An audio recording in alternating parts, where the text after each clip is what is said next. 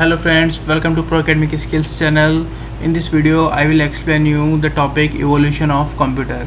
From the simple calculator, it means जो पुराने ज़माने में जो सिंपल कैलकुलेटर आते थे to a modern day powerful data processor, और आज के ज़माने के अंदर पावरफुल डिवाइसेज आ रही है जिसके अंदर हाई स्पीड डेटा प्रोसेसर होते हैं. Computing devices have evolve. Computer devices में चेंजेस हुए हैं, विकसित हुई है in relatively short span of time, बहुत ही कम समय में. The evolution of computing devices in shown through a timeline in figure. जो कंप्यूटिंग डिवाइसेज में जो चेंजेस हुए हैं, जो विकसित हुई है, वो आप टाइमलाइन के जरिए देख सकते हैं. Left side of timeline we can see in 500 BC abacus was invented. Computing is attributed to the invention of abacus almost 3000 years ago. तो abacus डिवाइस का इन्वेंशन हुआ था 3000 years पहले.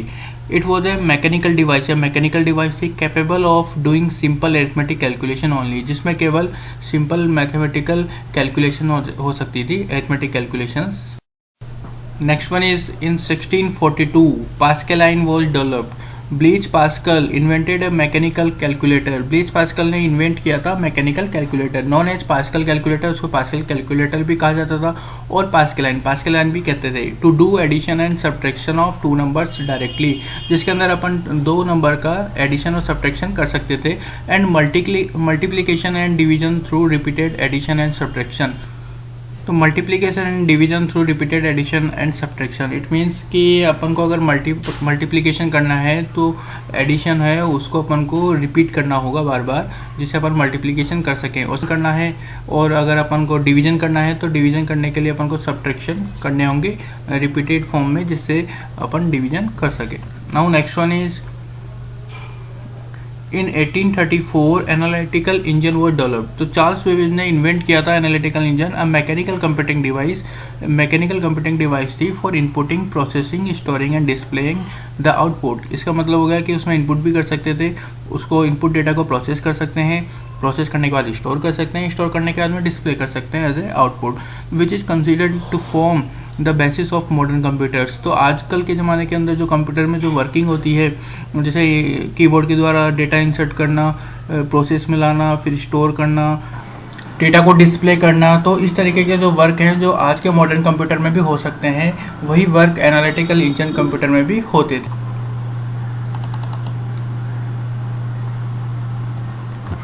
Next one is in 1890 tabulating machine was invented. Herman Hollerith designed tabulating machine for summarising the data stored on the punch card. तो punch card होते थे, उसमें data stored होता था, उसको समराइज किया जाता था. It is step towards programming. तो प्रोग्रामिंग, जिसमें प्रोग्रामिंग होती है, प्रोग्राम बनाते हैं, तो उसकी दिशा में एक ये नई स्टेप थी. इन 1937 turning machine was invented. The turning machine concept was a general purpose programmable machine that was capable of solving any problem by executing the program stored on the punch card. तो कहने का मतलब है कि तो punch card में जो data store होता था, प्रोग्राम स्टोर होता था, उसको एग्जीक्यूट करा करके प्रॉब्लम को सोल्व किया जाता था, तो इसको बोलते थे Turing machine. It was invented in 1937. Now next one is EDVAC and ENIAC. It was developed in 1945. John von Neumann introduced the concept of stored program. तो जॉन वॉन न्यूमैन ने इंट्रोड्यूस किया था concept of stored program computer, which was capable of storing data as well as program in the memory. तो अपनी जैसे random access memory होती है, तो उसमें डेटा स्टोर होता है, प्रोग्राम स्टोर होता है. तो ये एडवेक और इनिएक कंप्यूटर आया था, उसके अंदर फर्स्ट टाइम ऐसा इवेंट हैपन हुआ था कि अपन रैंडम एक्सेस मेमोरी के अंदर अपन डेटा को स्टोर कर सकें, प्रोग्राम को स्टोर कर सकें. The EDVAC and then the ENIAC computers were developed based on this concept. तो एडवेक एंड इनिएक कंप्यूटर थे, वो इसी टेक्नोलॉजी पे बेस्ड थे. In 1947 transistor was invented. Vacuum tubes were replaced by transistors. Transistors के द्वारा वैक्यूम ट्यूब को replace किया गया था. Developed at Bell Labs. तो ट्रांजिस्टर है वो बेल लैब्स में डेवलप हुए थे using semiconductor material. Semiconductor materials का यूज किया गया था ट्रांजिस्टर को बनाने में.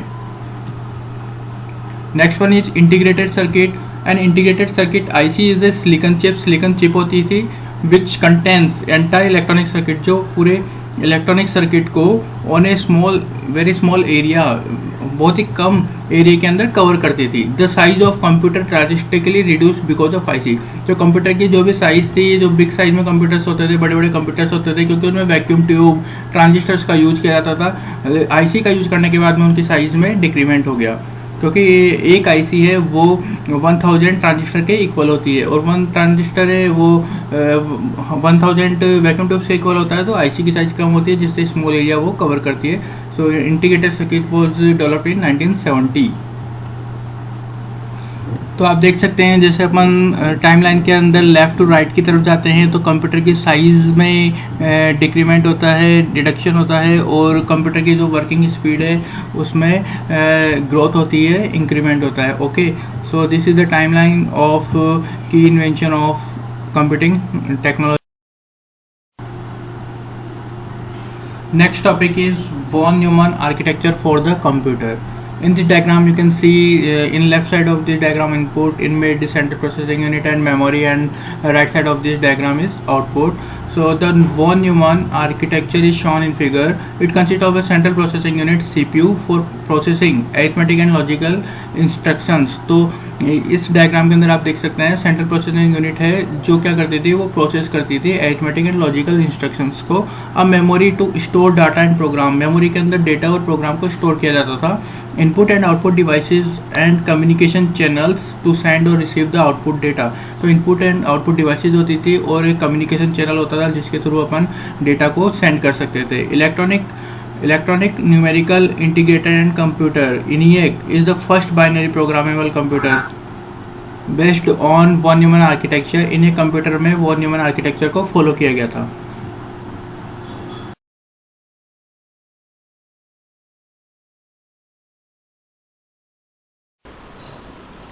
तो यह डायग्राम आपको एक्सप्लेन करेगा कि 1940 से लेकर के 2020 तक अपन जब देखते हैं कि इस समय के अंदर जो अपने कंप्यूटर के अंदर नए नए माइक्रो प्रोसेसर्स आए थे तो उनमें क्या इन्वेंट हुआ था, नंबर ऑफ ट्रांजिस्टर से वो एक चिप के अंदर कितने नंबर ऑफ ट्रांजिस्टर से वो एक्सपोनेंशियली ग्रोथ हुई, उनके अंदर नंबर ऑफ ट्रांजिस्टर में कितना इंक्रीमेंट हुआ। जैसे 1950 की बात करते हैं तो इन्वेंशन ऑफ ट्रांजिस्टर 1950 के जस्ट अप्रॉक्स 1950 में ट्रांजिस्टर का इन्वेंशन हुआ था। उसके बाद में जैसे अपन 1960 की बात करते हैं तो नंबर ऑफ ट्रांजिस्टर है एक सिंगल चिप पे बहुत ज़्यादा हो गए थे, 100-1000 के अप्रॉक्स। लेकिन 1970 की बात करते हैं तो 1970 के अंदर क्या हुआ, 4004 ट्रांजिस्टर एक सिंगल चिप पर आ गए। फिर 1980 की बात करते हैं तो 8086 आ गए। तो ऐसे ग्रोथ होती गई, नंबर ऑफ ट्रांजिस्टर में इंक्रीमेंट होता गया कि ज़्यादा से ज़्यादा ट्रांजिस्टर एक सिंगल चिप पर आते गए। तो ज़्यादा से ज़्यादा ट्रांजिस्टर अगर मान लो 1 लाख आते हैं, 2 लाख आते हैं, 10 लाख आते हैं, तो क्या होगा, आपकी जो सीपीयू की साइज़ है वो छोटी होती गई। आपका जो सीपीयू है वो एक सिंगल चिप पर आ गया, जिसको अपन माइक्रो प्रोसेसर भी कहते हैं। तो आजकल कोर i7 है, कोर 2 है, तो ये हाई प्रोसेसिंग स्पीड वाले जो माइक्रो प्रोसेसर्स आते हैं तो उनके अंदर क्या होता है, नंबर ऑफ़ ट्रांजिस्टर होते हैं वो एक सिंगल चिप पर हैं और वो बहुत ज़्यादा हैं, नंबर ऑफ़ ट्रांजिस्टर्स हैं पर इंटीग्रेटेड सर्किट बहुत ज़्यादा हैं, जिससे उनकी स्पीड ज़्यादा होती है और आपकी सीपीयू की साइज़ भी स्मॉल हो जाती है। तो during 1970 large scale integration of electronic circuits allowed integration of complete CPU on a single chip. तो 1970 के अंदर जो लार्ज स्केल इंटीग्रेशन टेक्नोलॉजी आई थी तो यह एक सिंगल चिप पर पूरे सीपीयू को कंप्लीट कर देती, मतलब आपका एक सिंगल चिप में पूरा सीपीयू आ जाता था। उसको बोलते थे कोल्ड माइक्रो प्रोसेसर, उसको माइक्रो प्रोसेसर बोलते हैं। Moore's law predicted exponential growth in the number of transistors that could be assembled in a single microchip. तो मूरीज लॉ ने बताया था कि जो नंबर ऑफ ट्रांजिस्टर में जो ग्रोथ हो रही है, जो ट्रांजिस्टर्स की संख्या बढ़ती जा रही है, आप एक सिंगल चिप पे पहले 1000 लगाते थे, फिर 2000, 3000, 4000, तो जैसे नंबर ऑफ ट्रांजिस्टर बढ़ते जाएंगे तो आपके कंप्यूटर की स्पीड भी बढ़ती जाएगी। तो उसमें ग्रोथ हुई थी इन a single microchip. In 1980s में क्या होता था, the processing power of computer increased exponentially bye integration. तो इन 1980s के अंदर कंप्यूटर की जो प्रोसेसिंग पावर थी वो एक्सपोनेंशियली इंक्रीज हुई, क्योंकि 3 मिलियन कंपोनेंट्स थे वो एक सिंगल चिप पर आ गए थे। इसको बोलते हैं very large scale integration technology. For the advancement in the technology, फिर टेक्नोलॉजी में फिर टेक्नोलॉजी एडवांस हुई, has made it feasible to fabricate high density of transistors and other components approx 106 components on a single IC called super large scale integration। तो 106 components थे वो एक single chip पर आ गए थे। तो इसको बोलते हैं अपन super large scale integration as shown in figure. तो आप इसमें देख सकते हैं इस फिगर के अंदर किस तरीके से नंबर ऑफ ट्रांजिस्टर पर इंटीग्रेटेड सर्किट है वो इंक्रीज हुए, एक्सपोनेंशियली उसकी ग्रोथ हुई।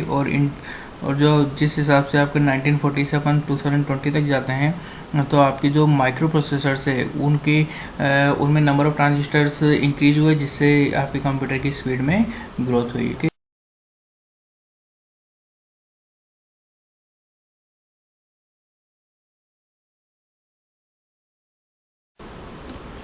IBM launched its first personal computer PC for the home user in 1981। तो IBM ने 1981 में होम यूजर्स के लिए, घर पे काम करने वालों के लिए पर्सनल कंप्यूटर डेवलप किया था, लॉन्च किया था। And Apple introduced Macintosh machines in 1984। और एप्पल कंपनी ने 1984 में मैकिंटोश लॉन्च किया था। The popularity of the PC, तो पीसी की पॉपुलरिटी हुई थी searched by the introduction of graphical user interface based on operating systems bye Microsoft. तो माइक्रोसॉफ्ट का जो ऑपरेटिंग सिस्टम है वो ग्राफिकल यूजर इंटरफेस है। ग्राफिकल यूजर इंटरफेस का मतलब होता है जिसमें डायग्राम्स होते हैं, आपको आइकन्स शो होते हैं, ठीक है। तो वो जो पॉपुलरिटी हुई थी पीसी की वो इसी कारण हुई थी क्योंकि माइक्रोसॉफ्ट ने जो ऑपरेटिंग सिस्टम निकाला था वो ग्राफिकल यूजर इंटरफेस पे बेस्ड था।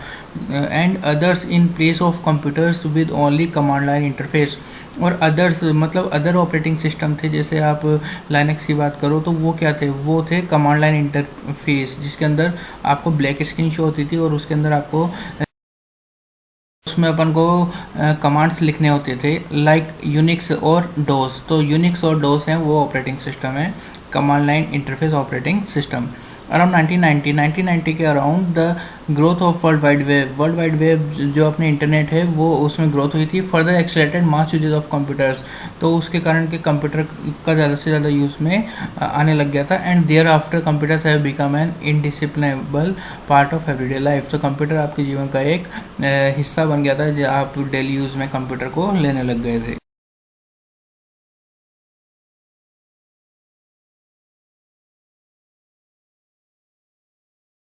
Further, with the introduction of laptops, personal computing was made portable to a great extend. इसका मतलब है द लैपटॉप्स है, पर्सनल कंप्यूटिंग डिवाइसेज आ गई है, वॉज मेड पोर्टेबल बन गई थी। आप एक स्थान से दूसरे स्थान पर ले जा सकते हैं उसको।